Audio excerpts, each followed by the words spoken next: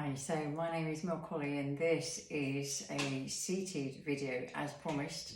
This week's video is how to sit well, but also what exercises can you do when you find that you can't get down to the floor to do exercises or your routine or Pilates or yoga, whatever it is you do on the mat, and you find that maybe if you are working from home a lot now and you're stuck here, like me, on a chair, looking at a Zoom or Team quite a lot, and you feel that your back is going to end up in this position because you're kind of looking at the screen all the time and you just feel rounded here, tight here, neck tight, jaw tight. Okay, so all the doom and gloom stuff about sitting at a screen. It's not always bad, but you know, it's sitting like this. We feel that we're just slumped, but it takes work for your body to stay in this position. So it also takes work to sit well, which means less compression here, so your gut doesn't have all this tightness pushing down on your pelvic floor, and it means that you don't compress your hips, you feel, or your spine, and you have more length. So how can we do that? Okay, so hey, let's spend the next 10-15 minutes doing that. I haven't got something on top of my head. My partner is a mountain guide, but also amazing with origami, and that is a little origami piece of his that's on the wall above the screen. And just when I sit here, it's like I've got something on my head. I'll come over here a little bit. There we go, so you can see. Okay, so if we begin by, I'm sitting on a chair with nothing, no cushions, no blankets or anything like that underneath my pelvis. So the wooden chair, I can feel the seat of the chair, and I can feel my sit bones, so I've got good feedback.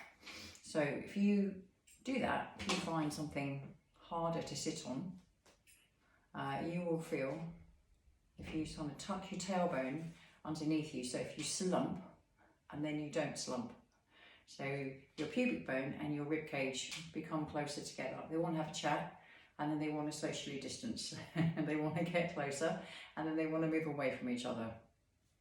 So you can feel when this happens, this will get shorter here, and when they move away from each other, they have more distance, they have more length. But you can also notice that changes everything up here as well, and what happens to your head at the same time. So your neck here, you've got 7 bones in your neck. Notice what happens to the neck and your chin as you tuck under and drop here. Everything kind of shifts forward and your neck becomes a little bit shorter, and when you create more space here, the head sits on top of the spine and lengthens. Now when we create space here, it's not to say that this is the right position to sit in. You want to be moving, fidgeting. Be a fidget when you sit, so you're constantly shifting from side to side, your hips are shifting, your feet are shifting, you know. But if you're going to sit there for a while and you have to be in front of a screen, notice where your sit bones are. So let's imagine for a moment that your sit bones, which are here, when you're standing, they're at the base of your pelvis, you've got one on each side. And when you're sitting on a wooden chair, you can feel the bony bits, they're bony, like little bony feet. So let's imagine that they are feet. Just imagine that your feet are also here, your feet and your sit bones. And if they were feet, let's imagine for a moment that your sit bones can walk like feet, going forwards and backwards. So if you ever had one of those little wind-up dolls, not wind-up doll, but like a little Mr. Potato Head or something like that, maybe it was a wind-up with little feet, that they can walk like that, don't they? This funny little mechanism going on. So imagine that you've got this funny little mechanism going on in their feet, and that they're walking like this, that your sit bones are taking a walk. Can you feel that in your sit bones? As if they're just having a little walk along down the road.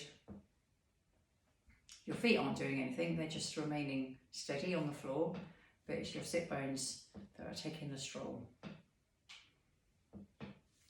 Hear the creaking and crunching going on in my chair. I feel like Robinson Crusoe on a boat, creaking and crunching and grinding. The boat just like creaking along in a storm. Okay, little feet, just walking.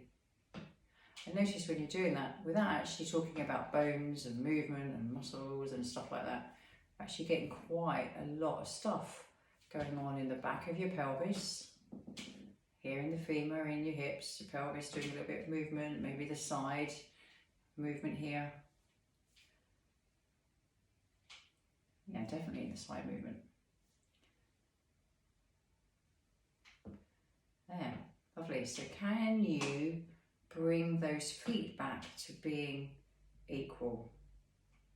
Can they be side by side? You might notice that when you start to become aware more of what your feet are doing, or what your feet or your sit bones are doing, that one might have more awareness in your brain on one side than the other.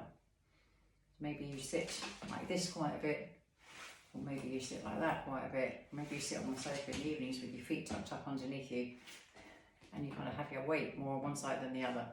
You might have a heaviness more on one side. It might feel quite natural to sit like that, or like that.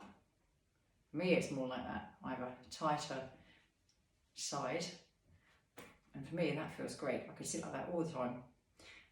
But obviously, it's not going to be very good for my back, or my pelvis, or my hip. Okay, so now I want to think about the front of your legs. So I've got little patches here. So imagine that we are sitting in the same room, got our masks on and all that stuff, don't worry, wash our hands, and our knees are touching. So this knee is going to push forward into your knee. So as that happens, your knee is going to go back, isn't it? Now do the same on this side. So push your knee into this knee. So your knee is going to come forward, and then swap over, and swap over, and swap over. So at some point, one of your knees is going to push forward towards me, and my knee is going to push forward towards you. So one of your knees will be forward, and one of your knees will be back. So similar to when you're walking with your sit bones, you're now walking with your knees. One goes forward, one goes back. Forwards and backwards. So your sit bones will be sliding on top of the chair, but it's as if you're pushing forwards in towards my leg, towards me, with one knee. And then you let that go, and then you change sides. So notice as you do that, the femur, when you're pushing your knee towards me, feels longer on that side, creating length. But notice what happens on the opposite leg. So pause there for a moment. So whichever knee you've got pressing forwards, notice the opposite side. What's happening at the back of that pelvis? It's probably going back towards the back of the room, and then swap sides. Is it going towards the back of the room?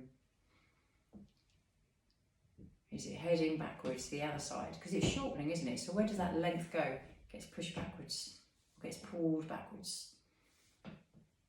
And then you start to add. Let's start to notice what's happening in the upper body. Can you start to let your shoulders turn as well? So whichever leg's going forward, so this time this knee for me is going forwards, and that shoulder's going to come forward as well, which means the opposite shoulder is going to go backwards. Change sides.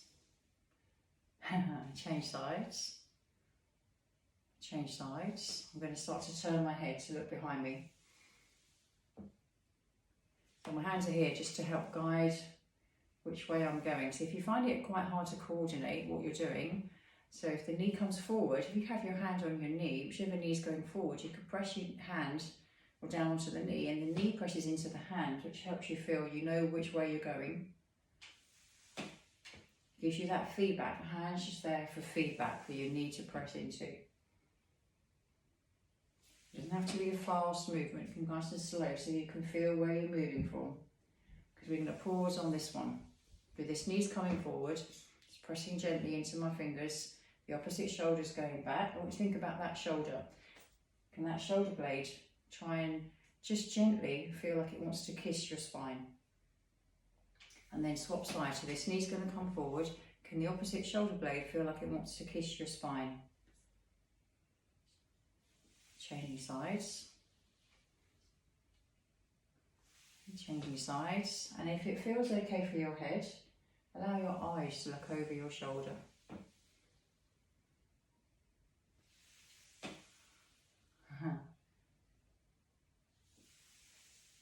A bit of rotation. Okay, so on this one we're going to pause. So this leg's come forward. Now turn your head back towards me and look over the opposite shoulder. So looking over the same shoulder with the knee that's coming forward. Keep the eyes looking that way and let your head go back as far as it will go without bringing the eyes with you. Not easy, huh? And then come back and then go all the way back. Come forward with this knee. And then bring the head forward. Look over your shoulder, the same shoulder as your knee that's forward. And can you let your eyes come forward? Can your eyes stay where they are? Bring your head forward. Ooh, and then take your head back. And then come back to the middle. So can you have your sit bones back feeling equal again? And you might find that after that, your sit bones actually do. I find just that when I've done this sit bone isn't feeling so heavy. So actually sitting like that would feel a bit weird. I actually feel better sitting in the middle, equal on the sit bones and equal on my feet. So let's have a little bit of work with the shoulders. So we're going to take this one up and back to the middle, what feels like centre. We're only going to do 3, and then you're going to take it back. Doesn't have to be a huge movement, but think shoulder blade towards spine as you take your arm back. And then come forward. As if it's just closing here. And then go down. You're only coming back to the halfway point. And then join that together, so you're going up, back, and around. Yeah, let's go around. And then let's reverse it. Like you're going around all the 4 points of a clock face. Yeah, 4 points of a clock face. I was thinking of compass, but compass or clock face. And then come back and let that shoulder go. So you can start to see there's a difference here in the height of the shoulders. I haven't touched this one yet, but this one looks higher than this one. Okay, so let's come up to this shoulder, up and back to the middle. And then go back into the middle. Shoulder blade feels like it's kissing your spine. Let's go forward, so you feel like the shoulder blade is now, or the arm's coming forward to touch your ribs. But you're not rotating, keeping safe with the body, nice and steady. The spine is long. And then down and back to the middle. Because you're on your sit bones. And then let's go round in that circle. I'm going to go back first, up and back. So if you're going around a clock face, it's on the wall. And then go back the other way. I'm only doing 3. You don't have to do a huge amount of repetitions, and have to be very fast either. And then you let it rest, and then back to being equal in the centre, nice and steady. Okay, good work. So put your hands on your sternum and lift your sternum into your hands, and then let your sternum drop. Your sternum is your chest bone where all your ribs meet, and your heart here on the left. The sternum feel like it's dropping down or pushing back towards your spine, and then lift the sternum back up into your hands, and then let it drop back towards your spine. Lift it back up into your hands as if you're lifting your heart up towards the sun, towards the ceiling, and then drop it back as if your heart wants to go back towards your spine, between your shoulder blades, because your shoulder blades now have moved away from each other, like doors opening.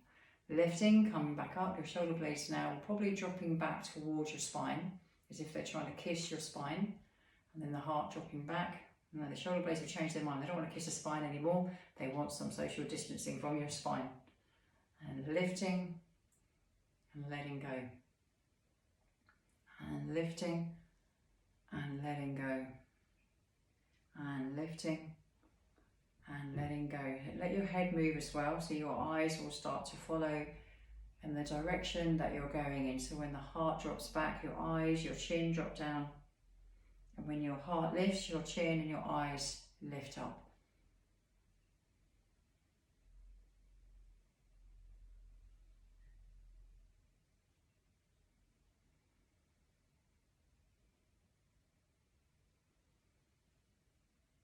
And then come back. Let your arms, hands rest, and turn your palms upwards. Just letting the back of the hands just rest on the legs. Let your thumbs touch, come forward, and just touch the index finger and then bring them back. Touch the index finger, bring them back. Let your thumbs bend and then straighten, and bend and straighten, and bend and straighten, and bend and straighten. Okay, so we're going to get this hand and we're going to hold on to the thumb and start to massage the thumb, or as if it's a tube of toothpaste and you're just squeezing the toothpaste out of the tube. And then go on to the index finger. Can you squeeze the toothpaste out of that tube? And then the next finger, squeezing all the toothpaste out. And then the next one, and then all the way out, all the way to the top of your finger. And then the next one. And then the next one. And then the next one. So all of them, don't forget the knuckles. You can feel the bones and the bumps and the lumps in your fingers. You can feel maybe one finger feels a bit sore. Then come onto the back of the hand, the ridges. Check you're not hiking your shoulders up. Remember they're down here because we just move them.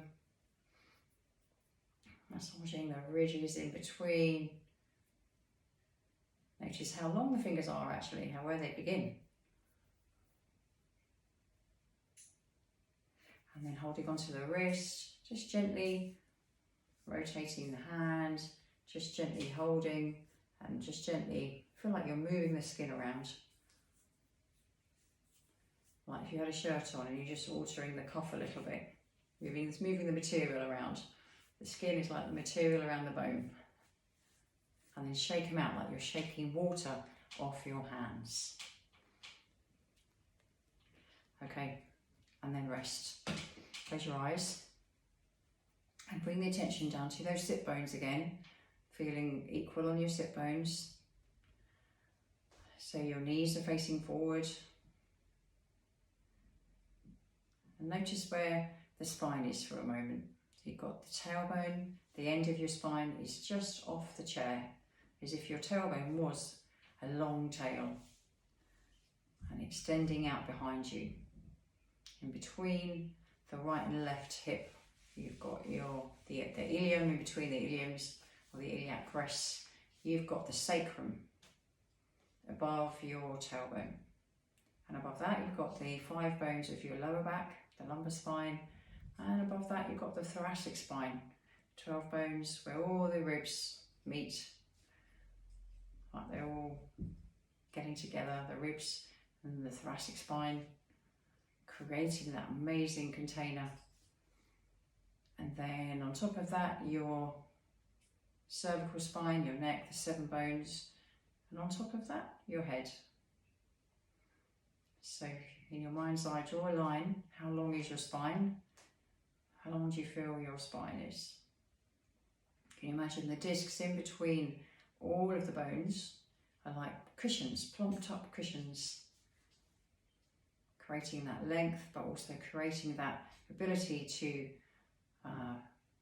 make you feel that you can hold yourself when you're walking and hold yourself when you're sitting.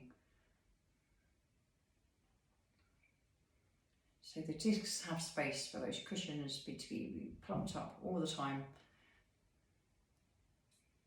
Just like the cushions that you see when you watch these programs on telly where they've got 101 cushions on their bed or on their sofa. It's like, what do you do with them when you go to bed? Where do you put them all? They're all nicely plumped up and big fat cushions. Just imagine that they're all in your spine, your discs, just like those big plumped up cushions. And on top of that, the head just sits. And then just think about the back of the head for a moment. You've got a right side and a left side. So imagine that you have eyes, like your parents may have told you when you were a kid, that if they had eyes in the back of their heads. So imagine that for a moment you have got eyes in the back of your head and you want those eyes to be looking around the room behind you, obviously, because in the back of your head. So if you turn your head to one direction, the eyes will be looking around, and turn your head in the other direction and the eyes are looking in the other direction. So if I turn my head to my right, the back of my head is looking towards my left. And if I turn the front of my face to the left, the back of my head and the back of my eyes looking towards the right. So turn your head using the back of your head. Your eyes are looking in the opposite direction to the front of your face.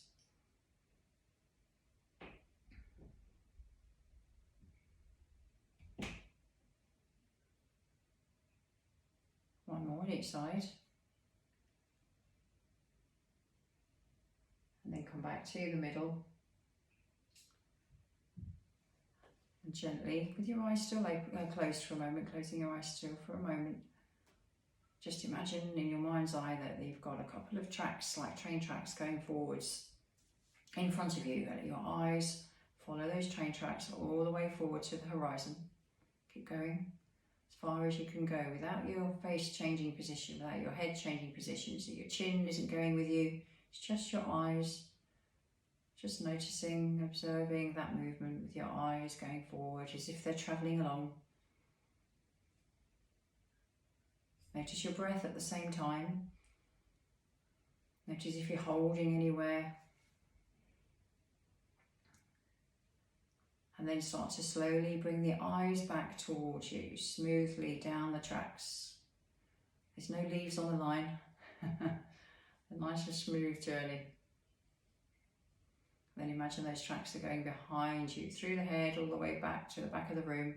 Let the eyes gently follow that journey. Smoothly, gently.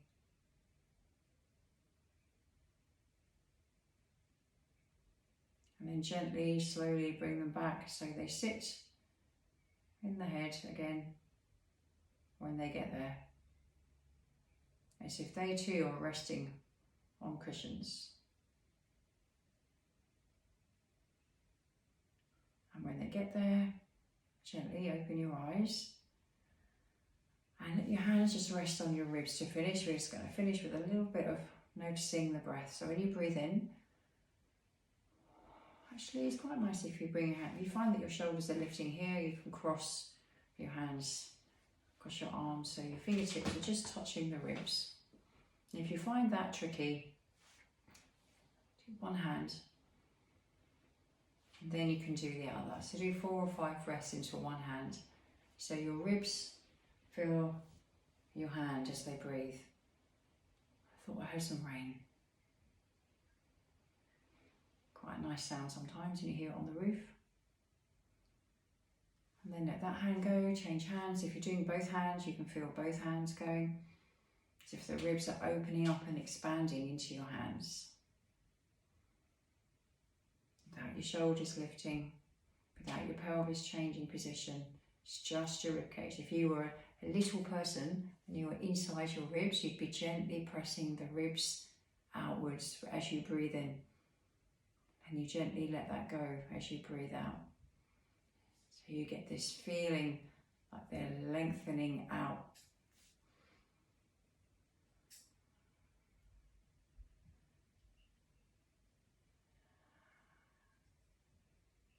Lovely, and then let that go.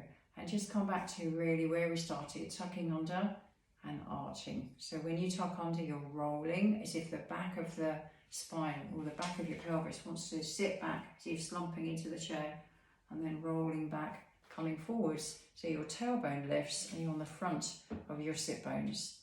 So you're going to the back of your sit bones. If your sit bones for those feet, you'd be resting on the heels and then coming forward. So if your sit bones are feet, you'd be resting on the toes or pressing on the toes. So can you find the middle of your sit bones? Where is the middle? So using that image as if they were feet, you're halfway, it's on the arch of your feet, the arch of your sit bones, right in the middle.